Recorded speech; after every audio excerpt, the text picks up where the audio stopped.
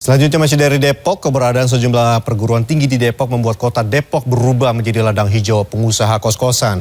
Saat pandemi kemarin, usaha kos di Depok sempat lumpuh karena pembelajaran dilakukan secara daring. Namun kini geliat kos-kosan sudah kembali bangkit, bahkan bersaing dengan apartemen di sekitar universitas.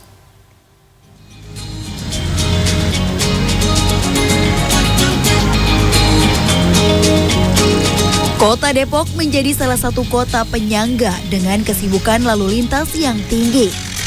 Kota dengan luas lebih dari 200 km ini memiliki populasi sekitar 2,5 juta jiwa. Di tengah masyarakat luas, Kota Depok juga dikenal sebagai kota dengan banyak cerita. Namun, dari banyaknya cerita dari Kota Depok, ada satu cerita yang jarang disadari masyarakat. Dengan keberadaan sejumlah perguruan tinggi di Kota Depok, rasanya pantas menyebut kota ini sebagai salah satu kota tujuan pelajar. Terlebih, salah satu universitas ternama tanah air, yakni Universitas Indonesia, berada di sini. Pelajar dari sejumlah kota bermimpi dan berlomba menjadi salah satu mahasiswa kampus yang berjuluk Universitas Perjuangan ini. Kondisi ini lantas membuat wilayah sekitar Universitas Indonesia bertransformasi menjadi ladang hijau untuk pengusaha kos-kosan. Ada 3 wilayah di sekitar UI yang menjadi lokasi favorit para pelajar untuk menyewa kos-kosan, yakni daerah Balikrel atau Barel, daerah Kukusan Kelurahan atau Kukel, dan daerah Kukusan Teknik atau yang lebih populer dengan nama Kutek. Pintu ini merupakan salah satu pintu masuk ke Universitas Indonesia yang lebih dikenal dengan Kukusan Teknik ataupun Kutek. Nah, di daerah ini banyak terdapat daerah kos-kosan ataupun tempat kos-kosan yang menjadi favorit mahasiswa UI karena jaraknya yang dekat dengan pintu gerbang. Nah, di tempat ini harga kos-kosan bervariasi mulai dari yang low budget hingga yang eksklusif. Jaraknya yang dekat dengan kampus membuat kawasan Kutek menjadi lokasi favorit bagi pelajar Fakultas Teknik. Menurut salah satu pengelola kos, Asep, semakin dekat jarak kos ke pintu kampus, maka semakin mahal juga harga sewanya.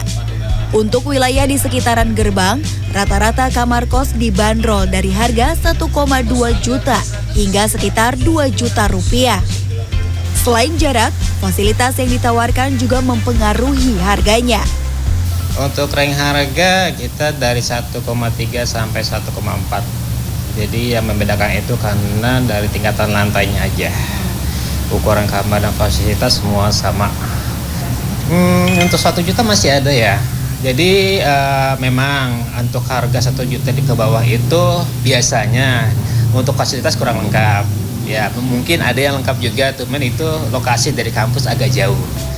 Sejak didirikan pada 2014 lalu, dirinya sudah 3 kali menaikkan harga sewa kos untuk mengikuti inflasi. Asep juga bercerita, 2 gedung kosan berlantai 4 yang dikelolanya pernah kosong saat pandemi menghantam. Namun hal tersebut tidak membuatnya membanting harga sewa kos.